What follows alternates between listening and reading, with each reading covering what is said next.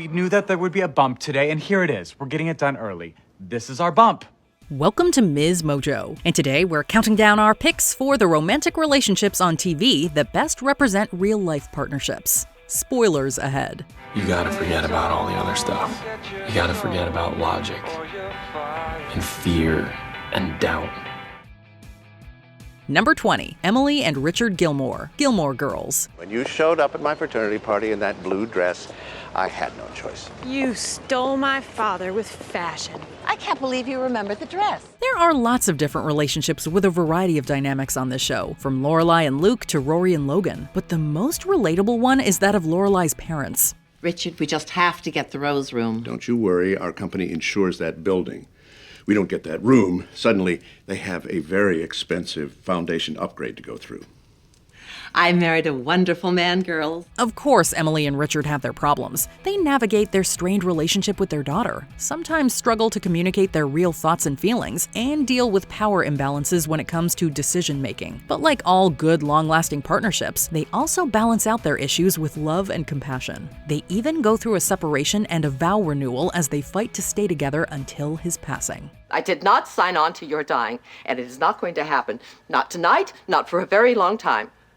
In fact, I demand to go first. Do I make myself clear? Yes, Emily. You may go first. Number 19, Steph and Lena Adams Foster, The Fosters. It's not every day we see a show about a family with an LGBTQIA+ couple at the forefront. Thankfully, this series does a great job of portraying them authentically. Oh, mushy. To bring kids home more often? No, please do not, because any more kids, it's going to be like the Brady Bunch around here, and we're definitely not the Brady Bunch.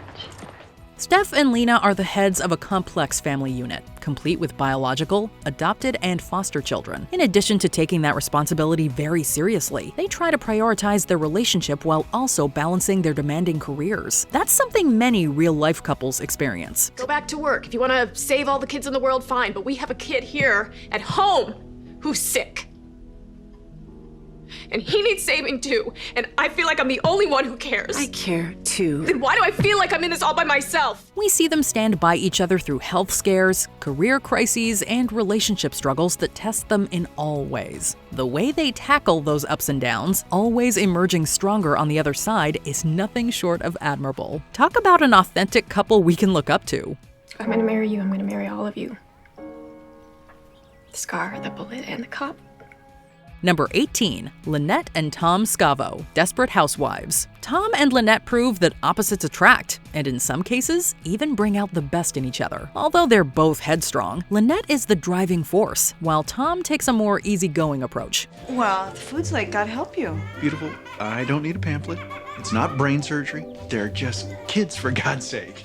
They are parents to many children, and as anyone with kids will tell you, it's hard to figure out who should handle what in the household. These two fight on multiple occasions and try out a few different approaches. We were having a discussion about the future of our community, and you attacked me and turned it into a referendum about your manhood. You know, I wish I didn't have to do that, but I'm tired of all of our friends thinking that I'm just a buffoon. For a while there, we're not sure if their love for each other will be enough. After all, real life is messy, and their story proves that. Thankfully, they eventually find their way, supporting each other and living happily ever after together by the end. Because you, Lynette, you will always be the love of my life. Number 17, Dr. Rainbow Beau and Andre Dre Johnson Sr., Blackish. This is how it starts. What? Babe, Junior wants to play field hockey. I know. What's wrong with that? Today it's field hockey. Tomorrow he's running from the police in a white Bronco. The Johnsons make us laugh throughout Blackish, sometimes butting heads on their approaches to parenting and life in their predominantly white neighborhood. But they also make us cry as they deal with a rough breakup that gives them a chance to reevaluate and rebuild their relationship. That's what you need sometimes. I think we need more than just space.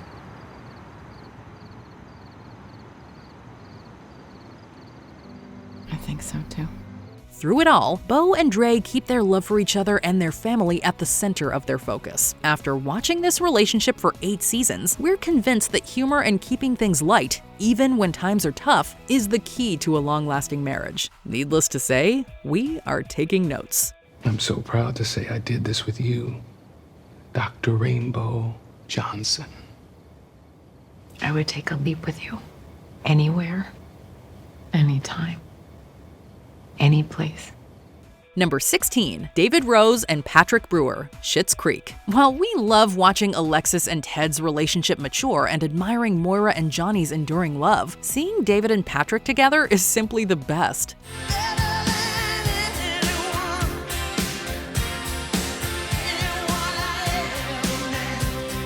As their partnership grows, so do they individually. David learns to be less selfish and more vulnerable, while Patrick comes into himself, embracing his identity and opening up his heart. I was getting a little scared that I was going to let you leave here without us having done that. So, thank you for making that happen for us. They aren't afraid to call each other out and tease one another, which keeps things fun, but they're also always there for each other, whether they're wetting the bed or loopy from dental surgery. In moments big and small, these two model a realistic, supportive relationship, proving fairy tales don't just exist in movies. It's not been an easy road for me, but knowing that you will always be there for me at the end of it makes everything okay. Patrick Brewer, you are my happy ending. Number 15, Monica Geller and Chandler Bing, friends. They started out as friends and became an iconic, lovable married couple. Their trajectory was equal parts hilarious, heartwarming, and relatable. You are one of my favorite people and the most beautiful woman I've ever known in real life. Although they are nothing alike, these two balance each other out perfectly. Monica is a stubborn perfectionist who helps Chandler see the important things in life. Meanwhile, Chandler's more easygoing nature helps her relax. And when you get upset about the little things, I think that I'm pretty good at making you feel better about that. And that's good too. So they can say that you're high maintenance, but it's okay because I like maintaining you. They go through their fair share of issues, dealing with fertility, exes, and figuring out how to commit. With the help of loved ones and each other, though, they can tackle any obstacle that comes their way. After all, isn't that what real-life marital bliss is also all about? I knew you were likely to take a wife. Can we come in yet? We're dying out here. Number 14, Frankie and Mike Heck, The Middle. While some shows are about glitz and glamour, others offer brutally real depictions of what many deal with in real life. The Middle fits more into the latter category, as this middle-class family navigates problems that ring true for a lot of viewers. Hey, Mom, do you think you could make me my favorite dinner on Saturday? I can hardly think to tomorrow. How about you ask me Friday about what we're having for dinner on Saturday? Not only do Frankie and Mike deal with making ends meet, they also raise three very different children in sometimes funny and unconventional ways. Their day-to-day lives are humdrum, and they're just trying to keep their heads above water, as most of us are. Do you really want to go shopping the night before Thanksgiving? No choice, Mike. The Pioneer Galaxy Mall has moved Black Friday up to Wednesday. Tonight, everything is 60% off. We wait till Friday, it's only 30% off. If I keep talking to you, it's going to cost me another 10%. Of course, with their senses of humor, mutual respect, and open communication, the duo manages to survive anything. That's how you have to do it, whether you're a TV couple or a real one. They may not have been the flashiest ovaries, but they got the job done. Hey, they gave us 3 great kids. Well, at any given time, 2 of the 3 of them were great. Or at least good. Hey, no one's in jail. Number 13, Elizabeth and Peter Burke, White Collar. Some couples are relatable because they struggle, or because they take time apart only to come back together again. Some, however, are relatable because they're madly in love and supportive of one another through everything, which is exactly what we see with Mr. and Mrs. Burke. Neil just bought himself 4 more years in prison. For what? For what? If you were Neil, you wouldn't have run for me?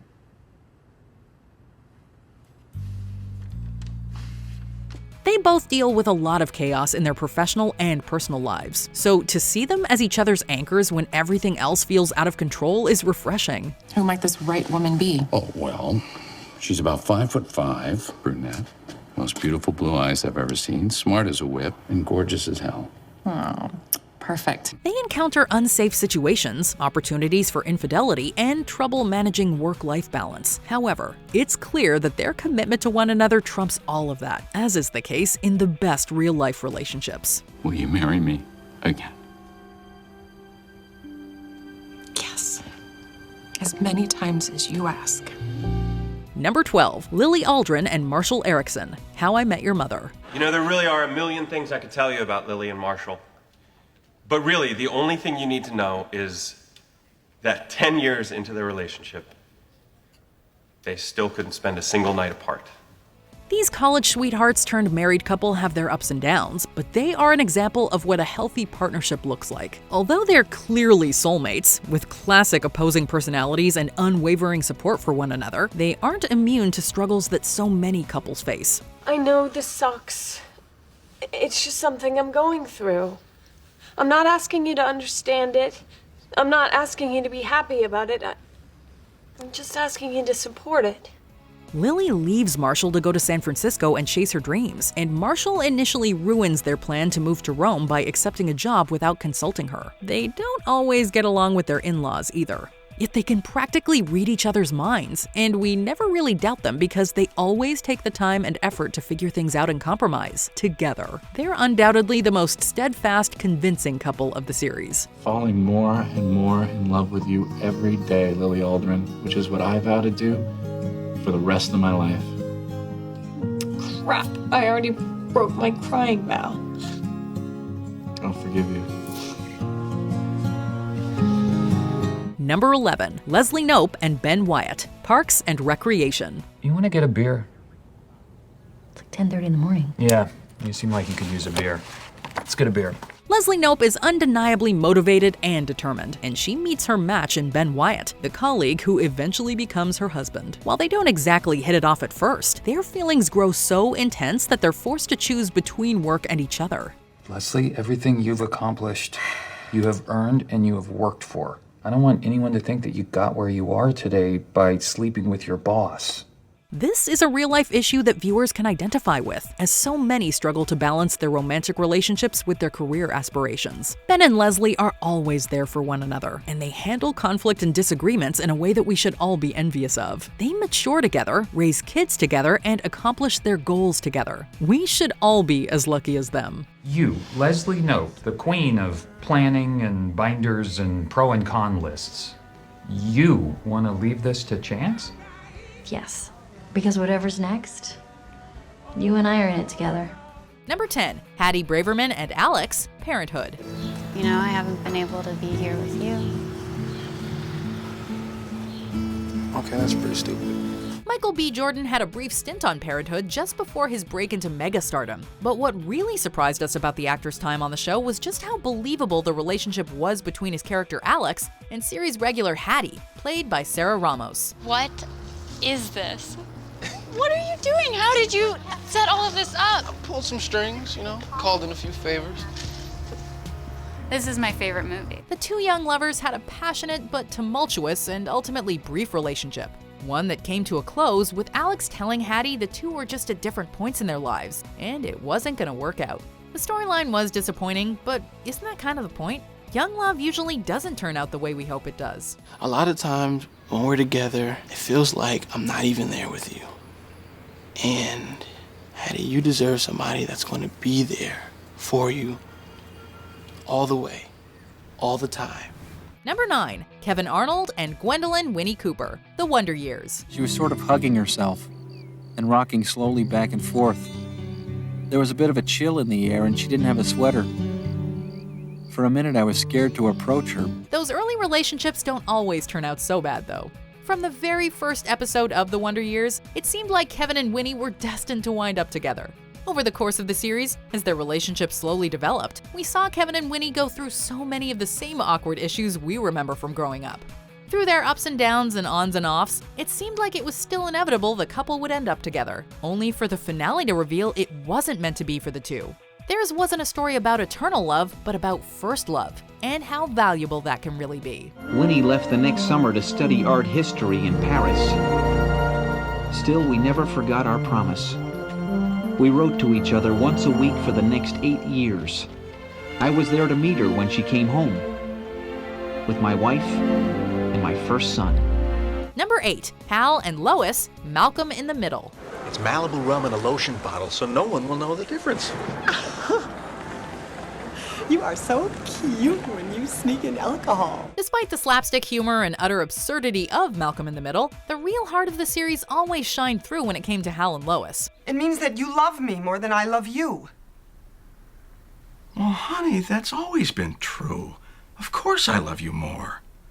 And you're okay with that? Oh, yeah. I mean, think about it. If you loved me as much as I loved you, we'd never leave the bedroom. No matter how stressed and wound up Lois would get, how completely distracted Hal would become, or how chaotic Francis, Reese, Malcolm, Dewey, and eventually Jamie could make things around the house, the loving marriage between the two was what held everything together. Of course, the show was a comedy, and fittingly never missed a chance to playfully poke fun at some common marriage and parenting issues, especially concerning husbands who may be a little more on the playfully immature side. Who wants to make $5? How? I need someone to take the fall. Oh my God. What did you do? I can't tell you. Yes or no, no questions asked. Oh my God! Make it 10. Done. Oh my God! You're a good son. I got him, honey! Number 7. Jake Peralta and Amy Santiago, Brooklyn Nine-Nine. Whether through personal experience or by watching it happen, we all know that the workplace can foster memorable and lasting romantic relationships. I kind of wish something could happen between us. Romantic styles. Combine that with a couple whose love is built upon constantly messing with one another, and you've got the perfect pair in Detective Jake Peralta and Sergeant Amy Santiago. We kissed like 3 hours ago. Yes, we did kiss each other. For reals. As the show has gone on, the couple has moved from mutual attraction through a budding relationship all the way to their marriage. The show has given us a realistic portrayal of a workplace romance that's progressed in a mostly appropriate way, keeping audiences laughing all the while. No, Jake, you are not die-harding off this roof. I am definitely die-harding off this roof. For you and only for you, and also for me, because I've always wanted to do it. Number 6. Pam Beesly and Jim Halpert, The Office. It's happening. Okay. And when it happens, it's going to kick your ass, Beasley. So, stay sharp. I've been warned. A bumpy road leads these two together, but their trials and tribulations make them both genuine and stronger as a couple. Their timing is initially off, with Pam being engaged to someone else in the beginning and Jim dating a co-worker later on. But their chemistry is always on point. When they finally get together, they are thrown some curveballs that they ultimately conquer thanks to mutual love and respect. I knew we'd need a backup plan. The boat was actually plan C, the church was plan B, and plan A was marrying her a long, long time ago. Pretty much the day I met her. Jim's career ambitions grow, as does Pam's desire to pursue art. Plus, they're forming a family and trying to keep the spark alive. They always find their way as a unit in the end, though. It's a realistic romance that isn't perfect or tinted with rose-colored lenses. It's also beyond worth it. You watched it? Yeah. Well, then I guess you're ready for this. Number 5. Ernest Ern Marks and Vanessa Van Kiefer, Atlanta. I want to be in a committed relationship where I'm valued as a human being and not as an accessory that you can. One of the many fascinating things about the genre-defying FX series Atlanta is the way the show manages to blur the line between harsh reality and surreal fantasy. When it comes to the relationship between Ern and Van, however, the series definitely skews towards the real. I don't want to keep waiting around for you. And I don't want you to waste any more of your time. Atlanta uses the relationship between Donald Glover's Ern and Zazie Beetz' Vanessa to portray some of the day-to-day complications of modern dating, life as a single mother, poverty, and more. While many TV series feel the need to nail down and define all the relationships between characters, Atlanta has shown the relationship between Ern and Vanessa to be fluid and complicated, a refreshing change from the norm. You're smart. I figured some of it would get passed along, hopefully. Number 4. Mitchell Pritchett and Cameron Tucker, Modern Family. Modern Family is a show built entirely on the relationships between its characters. And as much as we love Claire and Phil, none is as heartwarming as Mitchell and Cameron's. We have been together for five years now. And we decided we really wanted to have a baby. So we had initially asked one of our lesbian friends to be a surrogate. Then we figured They're already mean enough. Can you imagine one of them pregnant? No, thank you. Though at first they may seem like polar opposites, and they do still clash from time to time, eventually it became clear that their two personalities complement one another perfectly, with Cameron's outgoing exuberance tempered by Mitchell's more reserved and uptight demeanor. Yes, we tore you away from everything you know, but don't worry, things are normal here. Your fathers are floating fairies. No, can you call Andre? Have him paint something a little less gay? From their adoption of Lily all the way through their lovely wedding and beyond, Mitch and Cam have helped raise the bar for positive portrayals of LGBT relationships on TV. You may now kiss your husband.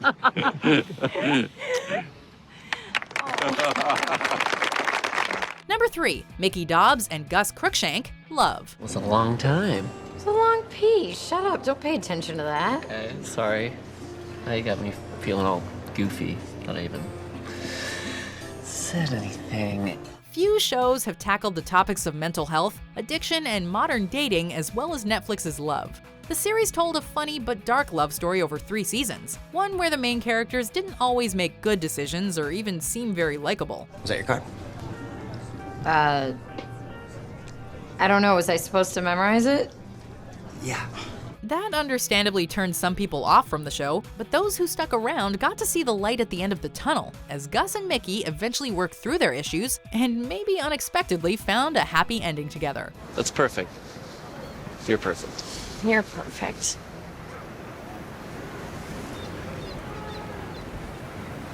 The stark and upfront way Love tackled serious relationship topics wasn't always easy to watch, but without a doubt, it had a strong basis in reality. You're just threatening to break up and leave now? Because of what? Because of a stupid fight?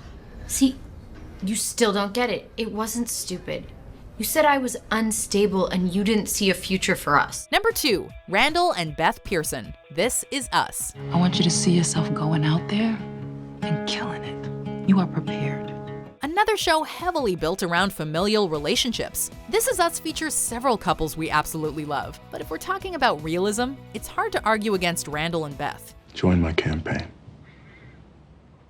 No. Why not? No, I don't want a pity job. It's not a pity job. You already have a campaign manager. Jaywan says if we want to stand a chance of winning this thing, I have to hire a strong team. Through the show, we see Randall and Beth support each other through financial and workplace troubles, family drama, and eventually communication problems. Despite their best efforts, it all takes a toll on their marriage. Maybe you can't win this campaign, but you sure did learn how to talk like a politician. No matter what they're going through as a couple, though, parenting remains their first priority. They find their way as husband and wife, too, and of course, in the end, supporting each other's individual dreams while prioritizing the relationship. Do you see anything other than 2 people who love you more than any 2 people could ever love anyone in the entire world? Before we continue, be sure to subscribe to our channel and ring the bell to get notified about our latest videos. You have the option to be notified for occasional videos or all of them. If you're on your phone, make sure you go into your settings and switch on notifications. Number 1, Eric and Tammy Taylor, Friday Night Lights. So I heard an ugly rumor.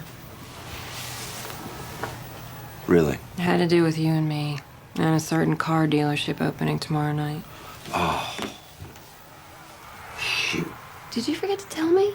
I think that I did forget to tell you. No couple on TV has been able to bring to life the small, day-to-day moments of living as a married couple the way Eric and Tammy Taylor did on NBC's critically acclaimed high school football drama, Friday Night Lights. All right, listen to this, y'all. Large, bright family home, nestled on a quiet cul-de-sac, 3 large bedrooms, a pool, and his and her closets.